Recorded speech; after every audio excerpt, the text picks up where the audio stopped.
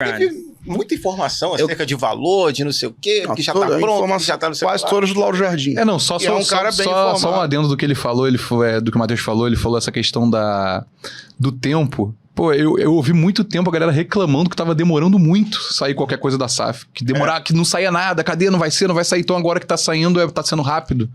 Então, assim, isso aí é uma coisa que me gera um pouco da questão. Eu vou fazer só uma pergunta, assim, uma coisa... Eu sempre fui a favor da SAF, mas, assim, quando ela aproxima do nosso clube, a gente fica um pouco receoso. Cara, assim, eu tava vendo hoje sobre a Superbet, né? Que em relação ao patrocínio do São Paulo, de valores bem absurdos, assim. E valores, inclusive, que gera a gente pensar leigamente, assim, pô, não seria possível a gente, com patrocínio desse tamanho, evitar virar SAF? Não, perfeito. O problema que se tem aqui, e acho que a presidente Leila fala muito bem disso, é que todo mundo mente.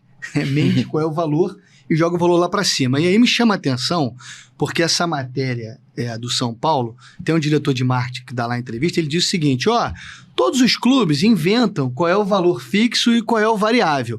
O que eu estou dizendo é que o contrato pode chegar a 1 bilhão, não que ele vai ser de 1 bilhão. Só que ele não diz o que precisa acontecer para chegar a 1 bilhão. Então, assim, eu tenho certeza absoluta que tem ali ser campeão do mundo desse campeonato novo aí que o São Paulo nem tá. Sim. Então, assim, é muito difícil você falar sobre enfim, contrato específico de clubes, porque ninguém sabe a realidade. Eu não tô dizendo que ele mentiu, não, tá? Ele falou a verdade ali. Só que ele falou, pode chegar a 1 bilhão. Só que a gente não sabe o que tem que acontecer para chegar a 1 bilhão. E nem qual é o valor fixo e qual é o valor de bônus. Mas acho que posso responder a tua pergunta de uma forma mais genérica, que nós conseguimos, por outras receitas, fazer uma operação, não fazer uma operação do SAF, continuar como uma associação, eu acho que a gente conseguiria, só que demoraria muito tempo. E o mercado está cada vez mais competitivo, cada vez com mais investimento, os valores estão absurdos. Não sei se vocês viram uma entrevista ontem do Pedrinho, que é o do Cruzeiro, em que ele fala, os valores estão absurdos. Assim, a gente não consegue manter isso. Uma hora vai dar um problema. E ele tá muita gente está falando de uma tal bolha, né? Exato. Tem uma bolha hoje no futebol. Então, é muito difícil você, através dessas receitas, conseguir manter um clube disputando o campeonato do jeito que tá. Porque se vocês olharem assim, quanto o Fluminense em 2020 chegou em 5º lugar no Campeonato Brasileiro. Se você olhar a folha de lá e a folha de hoje, a de hoje é muito maior, né? Porque a gente trabalhou muito e conseguiu aumentar essa receita. Só que para fazer esse modelo e resolver a dívida de uma forma rápida, você tem que arrecadar a mesma coisa que se arrecada hoje e ter uma folha igual a de 2020 ou a de 2018. Uhum. E você acha que a torcida hoje aceitaria a gente passar 10 anos com uma folha igual a de 2018? É uma opção que pode ser feita. Eu acho que, assim, eu vejo aqui algumas críticas ao presidente e tal. Queria falar uma coisa que é o seguinte, para sentar na cadeira dele, tem que ter coragem. Assim, se você for frouxo, não for firme, com a pressão que um presidente de clube sofre, é difícil ali o dia a dia. Mas quem quis sentar foi ele, né? Exato. Claro que quis. Tem coragem, mas mas o que eu tô assim... dizendo é o seguinte, ele, que eu acho que é o presidente mais corajoso que a gente teve nos últimos tempos, já iria sofrer muito pra gente, se a gente quisesse, na sua sugestão, com a receita atual, ter uma folha muito menor para poder pegar o dinheiro e pagar a dívida. Se for outro presidente, eu afirmo para vocês, não aguenta. Não aguenta a pressão, porque fora é muito fácil falar. Fica lá, critica, fala um monte de coisa, e é normal também do torcedor. Só que quando entra e senta na cadeira, aí vê que as coisas são diferentes. Aí vê que não aguenta sofrer pressão. E a gente vê isso de uma forma muito clara, assim, quando, hoje em dia, enfim, todo mundo, né, fala algumas coisas em rede social e tal, e aí às vezes vem alguém contra, e você vê que toda vez que fica num momento contra você, aí você sente na pele, né, e fala, é ruim aguentar isso. Mas para fazer com os outros, todo mundo gosta, né? E aí eu quero ver alguém conseguir hoje, no modelo que a gente tem, manter essa receita que a gente tem, jogar uma folha lá embaixo para pagar a dívida. Então, respondendo objetivamente, é possível? É. Só que vai demorar muito mais tempo, e tem que ter pulso para fazer. Sim, e aguentar a pressão e entender que ficaremos um bom tempo sem disputar títulos. Não, então uma coisa que você falou aí, Matheus, porque assim, a de 2020, a diferença, de repente, pro cara que tava lá acima, era uma. Hoje é maior, né?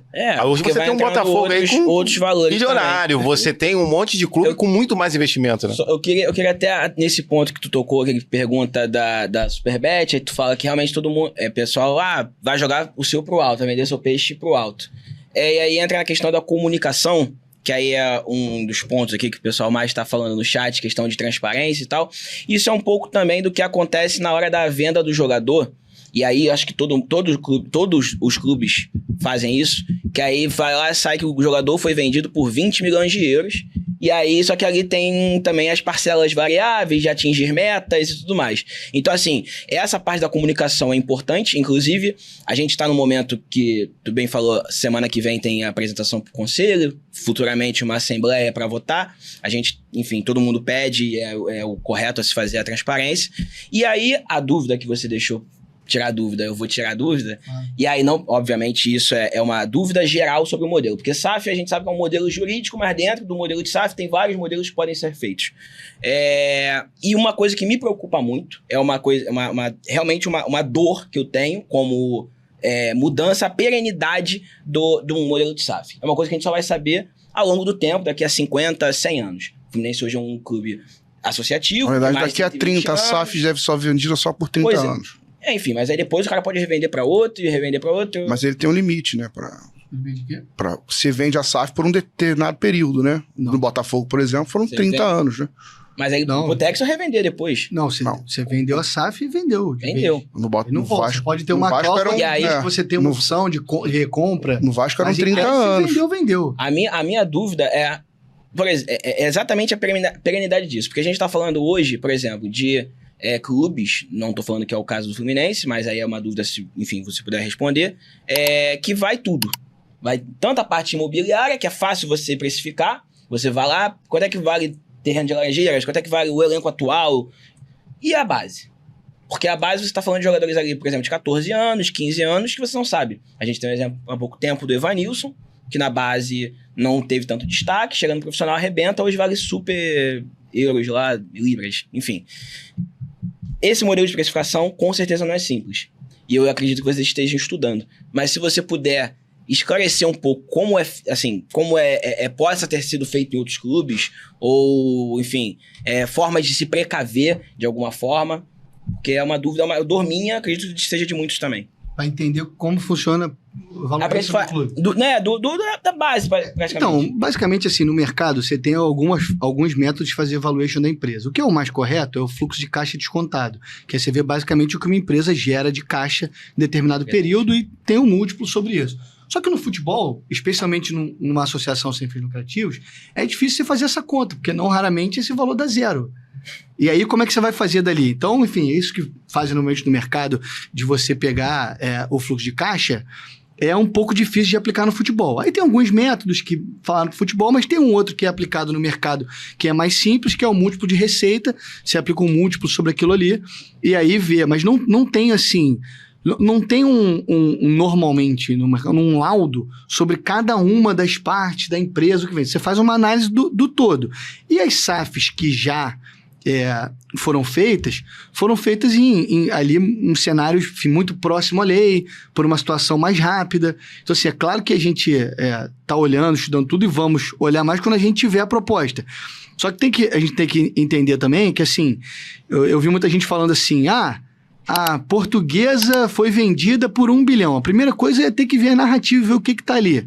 Assim, a Portuguesa, com todo respeito à Portuguesa, não tem jogador, vai ser potencial de revenda, não tem base, não tem contrato de TV, não tem uma torcida grande, e dizem que foi vendida por 1 bi, 200, sei lá. Ela tem um ativo imobiliário que ela incluiu na operação, que vale um dinheiro. Então, praticamente pagou o estádio. Foi feita com base no ativo imobiliário. Vai virar casa de show. Santa Cruz também, né? Santa Cruz também. Então, a gente vai ter que ver, assim, o que vem, qual é a proposta, o que foi feito a título de valuation e mostrar para todo mundo e dar a nossa opinião se a gente acha que esse é um valor justo ou não e por quê. É isso que vai ser feito. Eu tenho algumas dúvidas, assim. A primeira delas